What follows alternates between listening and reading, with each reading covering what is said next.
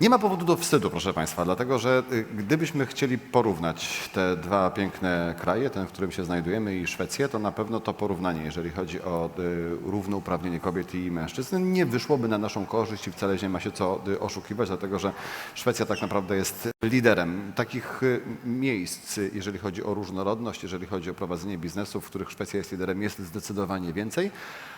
Ale dopiero od niedawna mają panią premier, a pamiętają Państwo, że my pod tym względem od Szwecji byliśmy lepsi, bo Hanna Słuchowska pierwszą premier była. W każdym razie z wielką przyjemnością, mam nadzieję, wysłuchają Państwo, tak najprościej, nauki, proszę Państwa, jak to się robi. Anna Uggla ze szwedzkiej ambasady.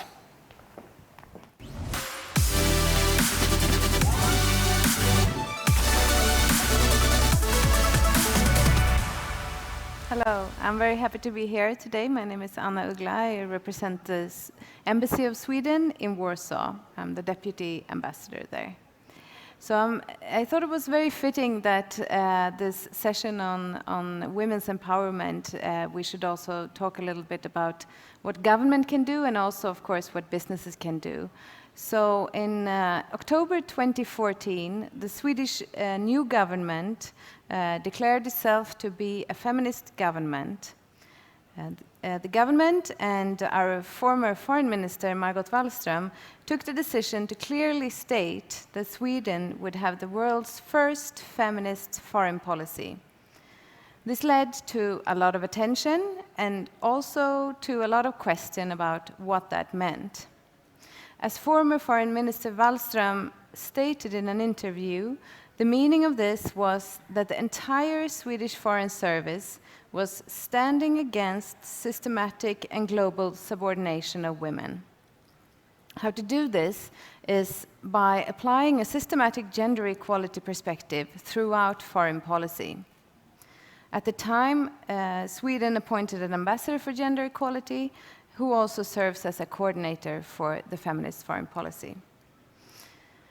So the government recognized that gender equality is critical to Sweden's broader foreign policy objectives, including economic development, prosperity, and security.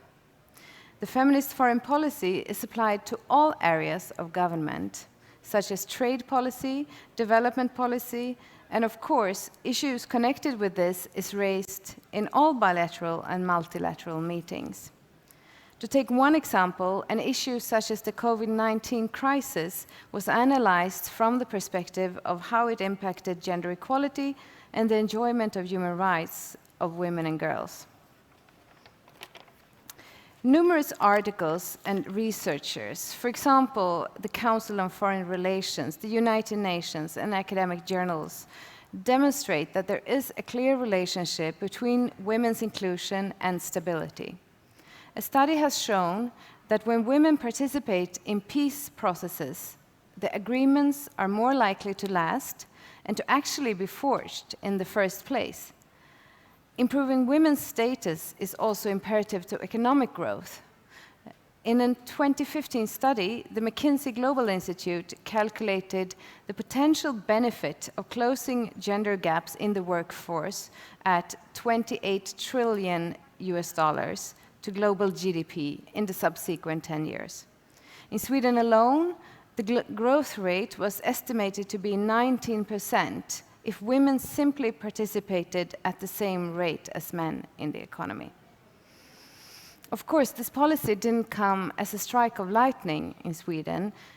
Quite the contrary, was it in line with previous policies. Sweden is known for its progressive gender equality policy with social reforms to strengthen women and girls. Reforms were made early on to expand the daycare system and to involve women more in working life. Since the early 1990s, the political participation by women has steadily increased, making the Swedish parliament one of the most equal in the world. The new governments, regarding of which political party they represent, are expected to have an equal number of men and women as ministers. And the generous parental leave policy is equal for women and men. But to increase the time spent by men with their young children, The government has earmarked a few months for each parent. This has been shown to increase the number of days the Swedish men take out parental leave. And employers in Sweden now take for granted that a new father will want to spend time at home, just as mothers will. Foreign ministries, such as my own, are often perceived to be somewhat old-fashioned and traditional. When Agda Rössel in 1958 became the world's and Sweden's first UN ambassador, this was not an easy decision. In the Swedish Foreign Ministry, there was an outrage among the diplomats, there was a debate in parliament, and an outcry in the press. But what exactly is the Swedish feminist foreign policy? It has to be said that when the government announced it, quite a lot of people doubted if it really was the right thing to do.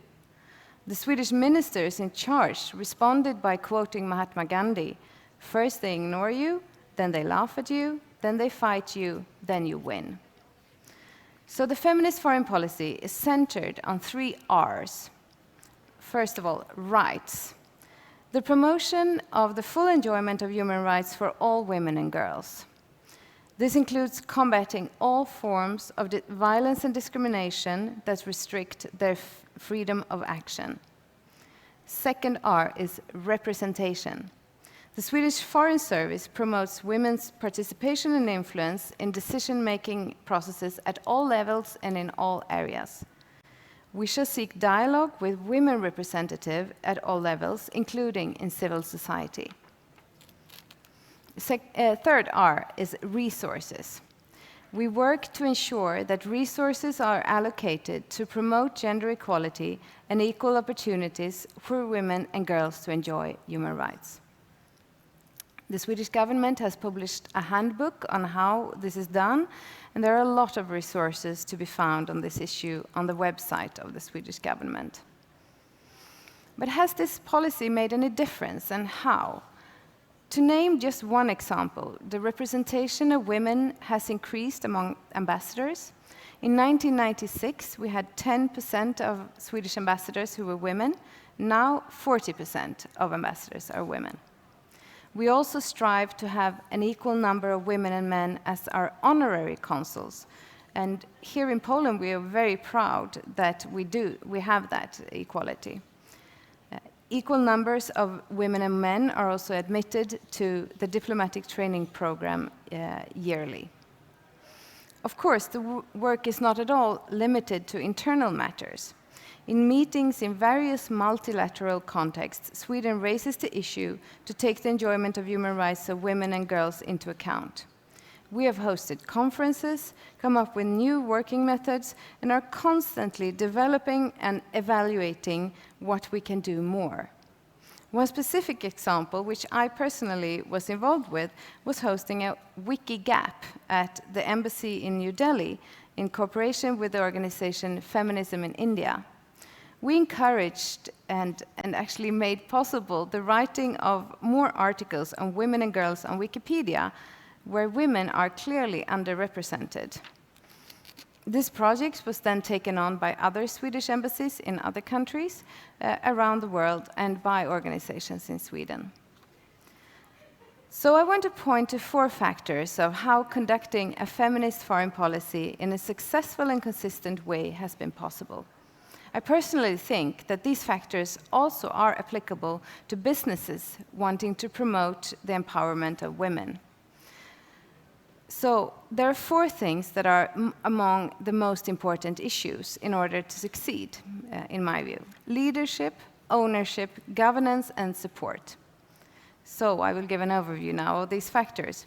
Leadership. The fact that Sweden has a feminist government and that the minister, as well as other leaders, consistently show, in words as well as action, that this is a prioritized issue, has made all the difference. On visits, in meetings, in statements and speeches, ministers and other policymakers show that this issue is a priority. Ownership. Early on, a letter was sent to all Swedish embassies and departments in the ministry from the State Secretary for Foreign Affairs, outlining the feminist foreign policy and asking for suggestions on how to develop and live up to the feminist foreign policy. This resulted in over 100 reports from embassies and consulates outlining how this could be done in different local contexts. Governance. A connection is made to the various documents governing and leading the work in everything from budgets, grants processes to strategies. And to comprehensively include a feminist perspective mainstreams the policy and makes sure that it is included in all contexts and circumstances. Support, of course, is needed, not least on communication. Digital diplomacy is no longer just a buzzword. It is a natural and fundamental part of modern-day diplomacy.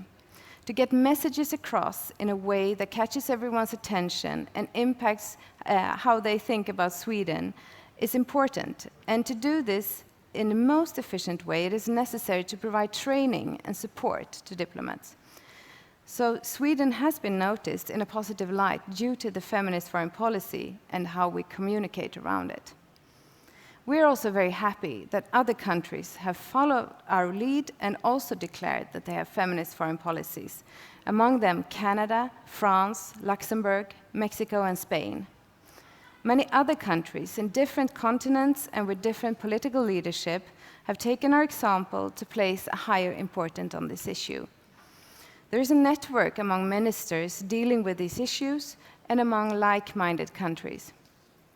Countries might differ in circumstances and values, but we have found that putting this issue in a context where we show that it has a central role for our government has made it easier also to have a dialogue with governments with a different policy on how to empower women and girls. To state this importance loud and clear has not just made a difference in our workplace, our field of work, and our engagement, it has also set an example that women and girls can feel empowered by. Thank you all very much for listening.